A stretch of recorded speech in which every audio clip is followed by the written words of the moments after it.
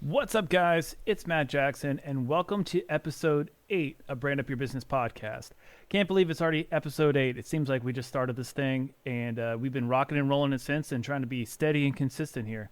That way we can deliver value and pretty much help you guys learn branding, marketing, and everything else as you watch us live here or if you're listening to us later on the podcast.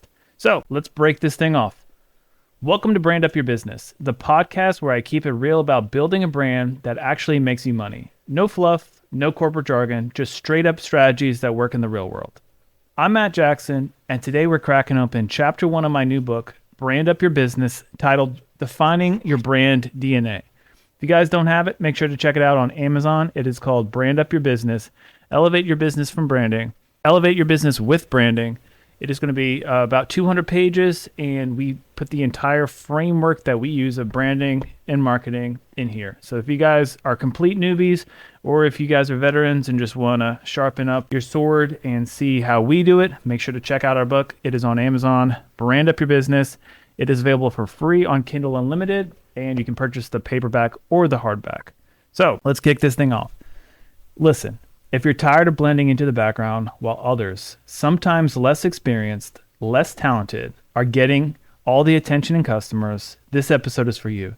We're going deep into the foundation of every successful brand, your brand identity.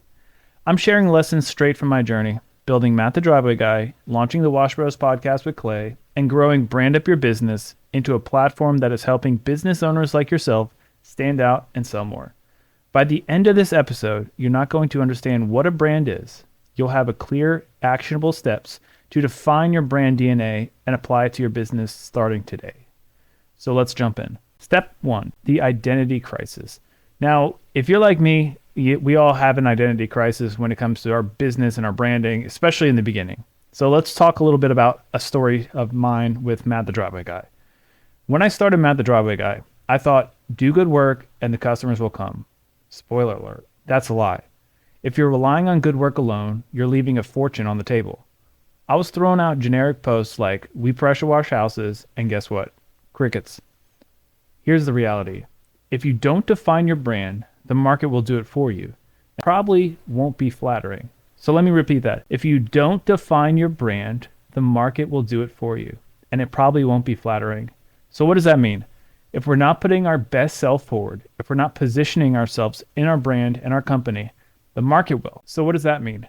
If we're not going out of our way to paint the picture of who we are, the market will respond and it will be a negative representation of who we are. So you're not going to be seen, you're not going to be relevant, and you're going to miss out on a lot of opportunities because you're actively choosing not to invest and create the brand that you want. Trust me, the market doesn't care if you work hard or have competitive prices. They want to know why you. Why should they trust you over the next guy? Here's when it hit me. I was just another guy with a pressure washer until I made it personal. Because let's be real, we all work hard, we all do the same thing. What's separating us from the other? Most of the time, the customers don't care. They see price. There's 10 guys who do this, 10 guys who are hungry for work, 10 guys who are willing to jump on your project and do it today. So we're all just noise to these customers. We have to figure out what we're doing to separate ourselves, what we're doing to connect with this customer, what we're doing to create an emotion to that customer where they say, wow, that one guy, he is the obvious decision, he is the obvious choice. And when we create our brand, that's what we're about to be doing. We're not just shooting something into the wind generically, and then it's a price shopping of a commodity. Here we go. One day I saw a competitor, less experience, worse results, raking in jobs. Why? Because their message was clear and specific. They weren't just a pressure washing company. They were the fastest, cleanest driveway cleaning pros in Greenville. I realized I wasn't selling pressure washing. I was selling the feeling homeowners get when their property looks brand new. That pride, the curb appeal, and the satisfaction of having the best looking house on the block. So the first takeaway I want you guys to know, don't sell the service, sell the feeling. When we changed our message to, we make your home look brand new without you lifting a finger, everything shifted. So let me tell you, when a customer called and said, I don't care what it costs, I want my driveway to look like the ones you post, I knew we had cracked the code. What we did here, we figured out we're not selling the services. We're not selling a clean driveway. We're not selling how fast our machines are. We're not selling what we can do. We're selling that feeling the customer gets. And this is where we really want to dive into what we're doing, and not just what we're doing, but who we're serving and the emotions that those people have towards what we can provide to them. I know this sounds crazy if you guys are like me and we're a technician, we know how to pressure wash, we know how to do something, whatever our trade may be. Why do we have to think about all this stuff? Well, this is what separates the guys who do and win versus the guys who feel lost and just can't ever get ahead. So you could be overqualified for the technical, you could be overqualified for the service, but if you're not understanding that this game is a sales and marketing game first, then you're going to lose every single time, because it's not a fair fight. Because somebody like what we're able to do with our businesses is flipping the script on its head and saying, we're not a pressure washing company. We are a sales and marketing company, and this is why we are the number one choice for you. Step one, I want you guys to know. First thing you need to do, you want to clarify your core message. So this is the first action step. Ask yourself 3 questions. What do you do? What do you do it for? What do you do? Who do you do it for? And why should they care? So here you go. Get out that pen and paper. What do you do it for?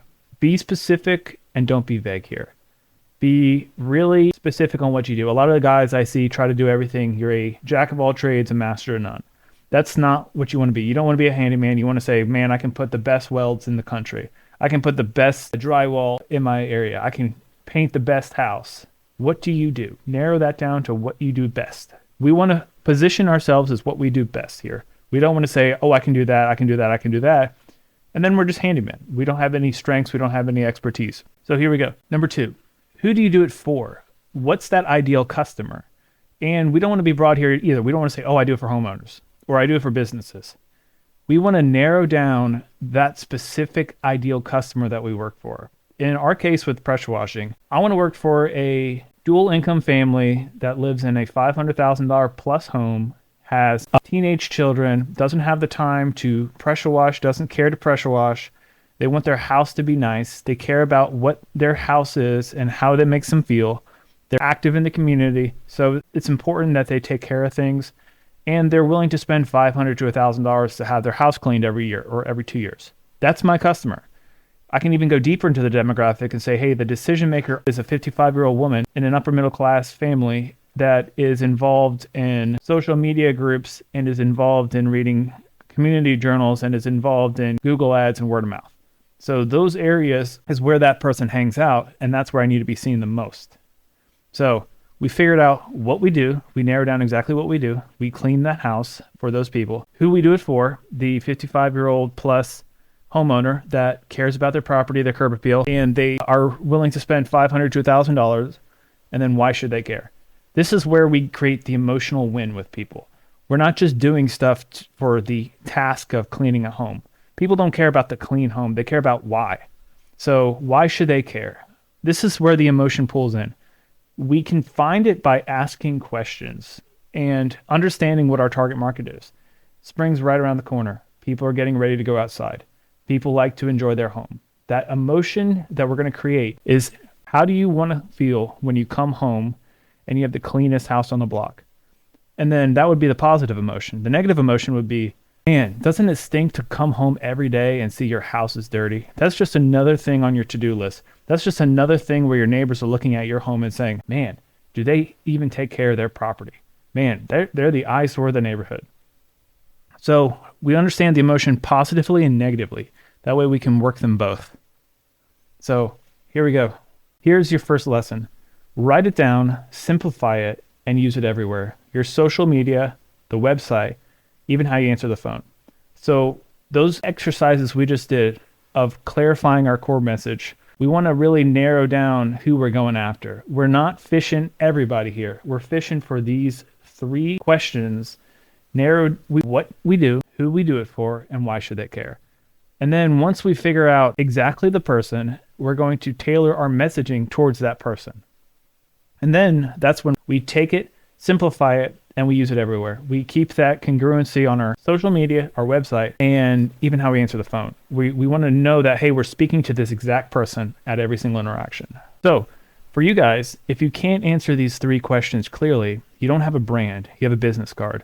That's not being harsh. That's just saying, okay, we have a business, but we don't have a business that's specifically targeting these people. We don't have a business that is going after this specific way and is an expert at what we do. We are above and beyond everybody else because this is how we're going about our business. We're not shooting for everybody here. We're shooting for these people to over deliver so they are absolutely sold on us and they love us and they're customers for life. And that's all we mean here. We're trying to figure out how to be the best small business, how to be the best customer experience for these specific people. And it's not one of those things where you have to go wide, because if you're going wide, you're going broad. And that shotgun approach just doesn't work. In the beginning, you can get business, you can get work this way, but then you end up dealing with clients that are not ideal. And those clients can cost you money, and those clients are a headache. And you're not an expert to those people. So the objective here is to lock down the core message, be an expert at that one person, and over deliver every time. And this is how we're going to create amazing referrals and amazing repeat business. So let me transition this into a personal reflection. I struggled with this at first, as a lot of you guys probably did. I wanted to sound professional, but people didn't care. Shocker, right?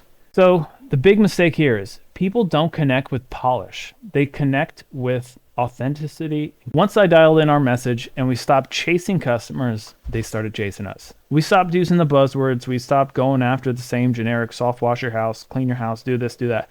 We put ourselves out there, our personality out there, and we were authentic, and it was refreshing to people. So let's break this down and talk about how this is relevant in our Wash Bros. So if you guys aren't aware, my buddy and I, Clay, have a podcast geared towards the pressure washing industry called the Wash Bros Podcast. And we have a good rapport. We talk to each other. And long story short, we figured out, hey, we have a good thing. And we helped each other grow our businesses independently just from talking daily and sharing our stories and our wins and losses with each other. So why don't we take that, make it a podcast, and help other people and build a community behind it? So we created the Wash Bros Podcast, and it really took off. We've got multiple seasons, and we have 3,000 plus downloads of it. So if you guys haven't, make sure to check out the Wash Bros Podcast. But when we started this, we tried to be super polished. We tried to be super professional, like, oh, we have to bullet everything out. We have to write everything perfectly. And it lost all the personality. So what we decided to do was go off the riff a few episodes. And those episodes, we ended up connecting with more people and getting more downloads. And it was a bigger hit just because we are our authentic selves. We shared the stories of what we were doing, the battles we were facing, and how we were growing and learning. And that was a great learning lesson with the podcast because it allowed us to be open, authentic, and real and resonate better with people than trying to read off of a script and all that stuff. So what I learned there, people don't connect with polish, they connect with personality. And in you guys is brand. Less about the polish, less about the fancy jargon, less about all the stuff that sounds great because people don't care, and in fact, you lose them. So, takeaway number 2, your brand isn't just what you do, it's how you make people feel. So step 2, this is a big hack, and this is how we start to translate things into how we make people feel. Embrace your personality. Authenticity is what people like. We resonate with humans to humans. So you're not going to win everybody, but you're going to win those specific ideal customers. Think about this one. What makes you you? For us, it was the humor, the honesty, and not taking ourselves too seriously while delivering massive value. That's the personality we pour into our podcast, The Wash Bros. Here's your homework. Write down 3 words that describe your brand personality. Are you fun? Are you reliable? Are you bold? Own it and let it bleed into everything you do. So here's our turning point.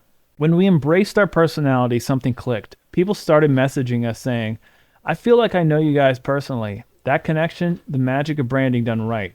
We want to speak to you individually. We don't want to speak to everybody as a whole. And is this common to when you see great speaker speaking in public? They're not speaking to everybody. They're looking at 1 or 2 people in the crowd and speaking with them and pointing it out to them because that's connecting. And we want to connect with people. We don't want to connect with everyone because we connect with 1 or 2 people, then that authenticity is going to spread and people are going to like it and it'll be personable. Let's wrap it up with an action plan that you can implement right now. Number 1, clarify your core message. Answer the 3 questions above. What do you do? Who do you do it for? And why should they care? Number 2, embrace your personality. Identify with what makes you unique and pour that into your messaging and customer interactions. Number 3, share your story. Open up about your real journey, the highs and the lows. Number 4, simplify and repeat. Your message should be clear enough that a 10-year-old could explain it. Let's go through the book now. So we're going to talk about our 5-minute lesson. I don't want to bore you guys with the references or the lessons behind things, but what we're going to do in this is break down chapter 1, defining your brand DNA. So a brand is a voice, and the product is a souvenir. Lisa Ganeski. Your brand is not just a logo or a nice tagline. It's the heart and soul of your company. The emotional connection that goes beyond the functional aspects of what you sell. It's how customers feel when they interact with your business, and it's built on everything they see, hear, and experience about you. The promise your brand makes to customers should be clear, concise, consistent, and powerful enough to influence their decision-making and loyalty. So what does that mean? What is a brand? A brand is a set of ideas and links that are associated with your company. It is the process of creating a brand image in the customer's mind when they think about your company. This is what many people find wrong. A brand is not just a logo, the product design, or the physical appearance. A brand is the attachment which goes beyond the features of the products you offer. It is the feeling that customers have when they deal with your company, and it is made of everything they learn about you. The brand promise that your brand makes to its consumers should be very well defined, clear, and compelling to drive consumer behavior and loyalty. Let's think of brands such as Apple, such as Nike, and Starbucks. They don't just offer products, but experiences, lifestyles, and identity. Apple is known for being innovative and having products with very simple design. Nike is associated with dedication, sportsmanship, and the famous slogan of "Just do it." Starbucks is associated with a feeling of belonging, comfort, and premium coffee drinking culture.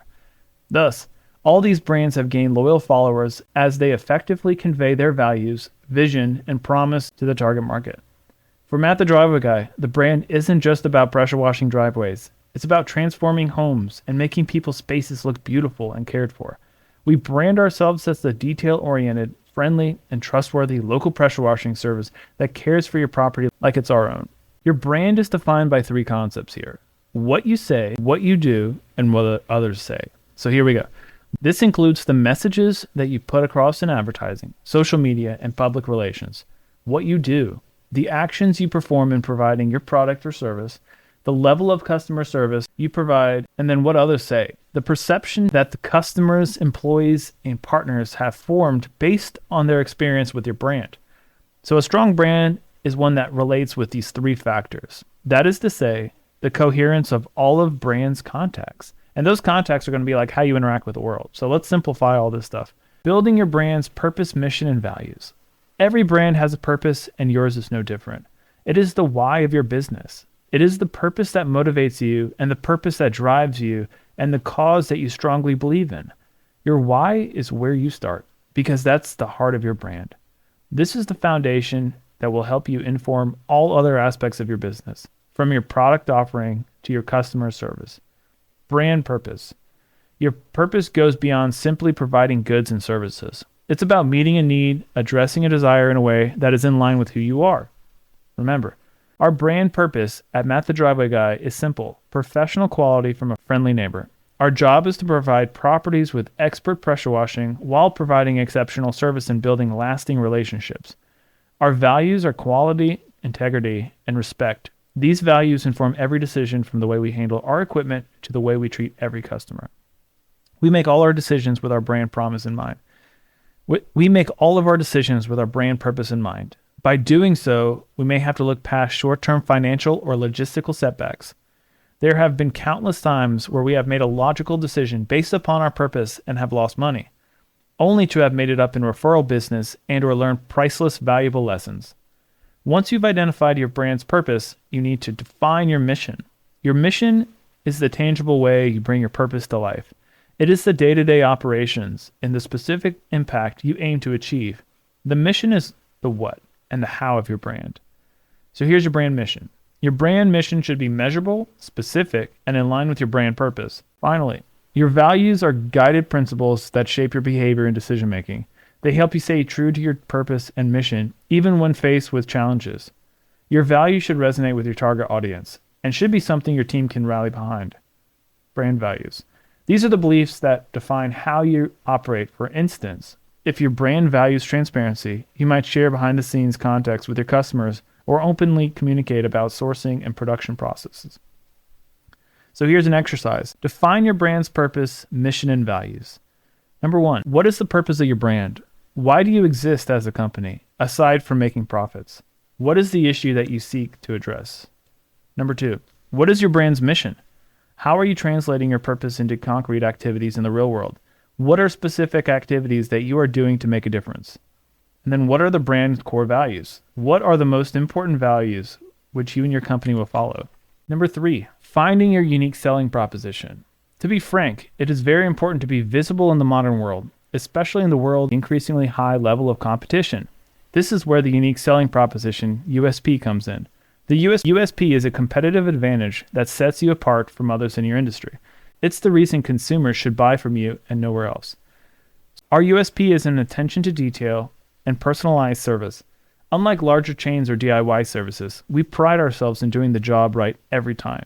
A memorable example of this is when a customer called after using another company saying their driveway still looks a little dirty washing cleaning.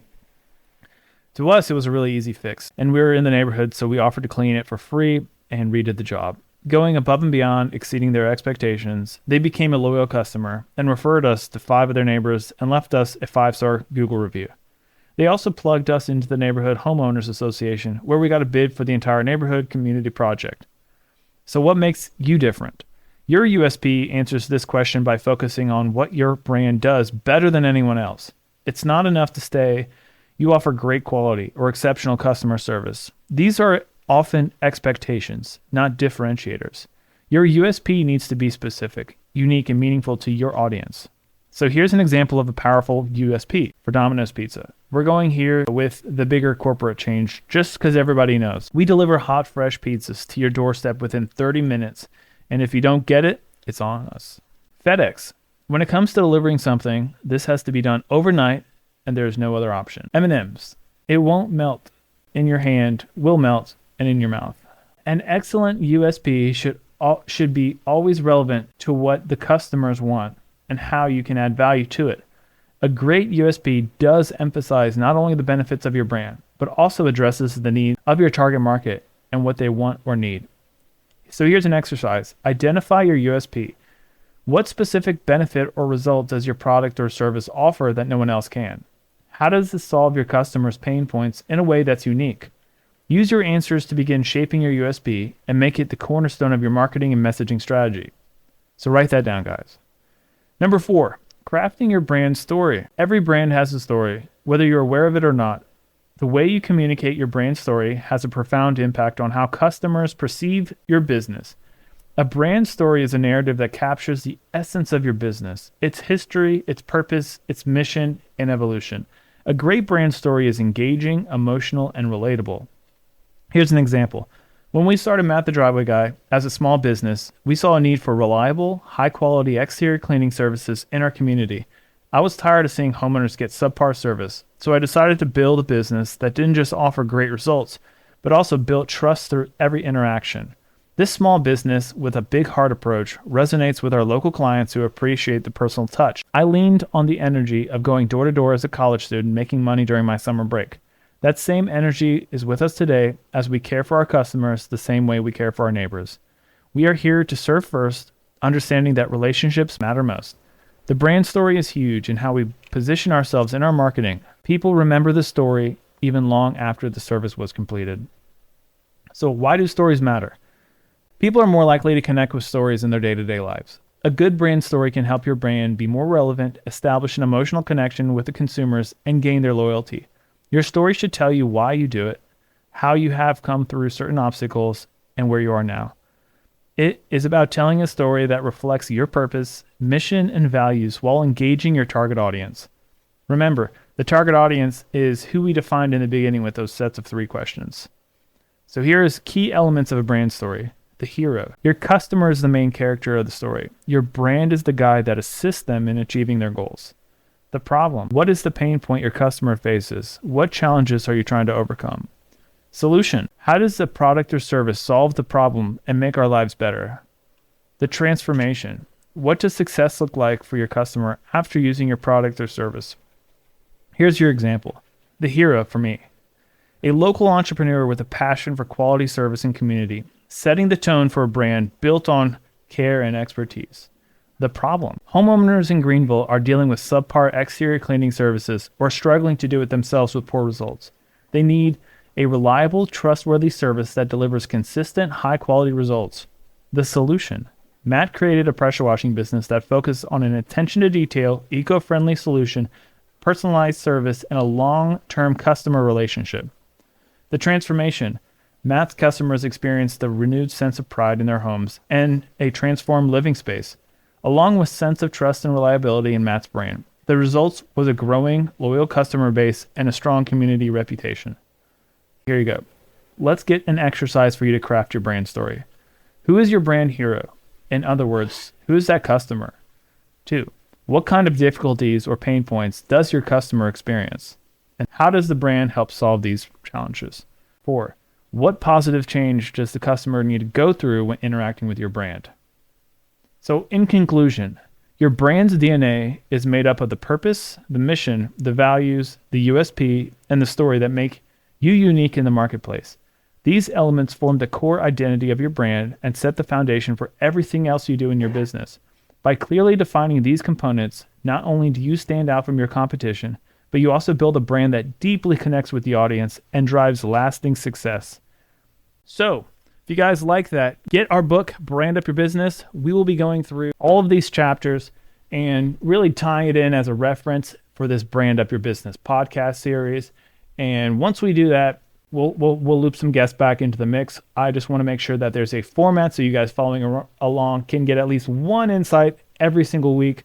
I know in these lives, it helps out. A few of my guys on here comment, and then I see them implement into their activities, which is really cool when I see guys watching something on a Monday when it's dropping live. And then that week, their posts start to change because what they listen to, or there's like a call to action. So the objective here is to gain brand clarity and to really grow your business. And you do so by figuring out one or two things you can do that you can learn from one episode, apply it that week, and see how it is. So make sure, if you haven't, go to Brand Up Your Business. Check us out online. Check us out on YouTube. We're working on growing our YouTube channel. We're posting all of our shorts there. We're posting long-form content through this. And we're going to be dropping that 7-Day Brand Breakthrough. Check out our audiobook on YouTube if you want to listen to it. And if you want to leave us a review, we much appreciate that on Amazon. So search us, Brand Up Your Business on Amazon. Leave us a review there. That helps us get the word out. And if you guys are liking our podcast, make sure to share it with another entrepreneur or give us a like there, give us a review. We are looking to grow and expand our network. So till next week, hope you guys brand up your business and make some money.